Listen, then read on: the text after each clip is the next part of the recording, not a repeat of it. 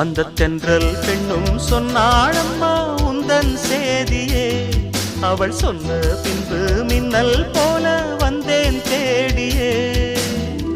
என்னை நீ தொட்டவுடன் என்னவோ பொன்னுதையா, முற்றுகை இட்டவுடன் சிற்றிடை தின்னுதையா. வெட்கம் விடுமோ அச்சம் விடுமோ, தக்க துணைதான் பக்கம் வருமோ. ஒரு சோல குயில் சோடி தன்ன கூடுது கூடுது வந்து, அது நெஞ்சோ தொட்டு நினப்பும் தொட்டு பாடுது பாடுது சிந்து.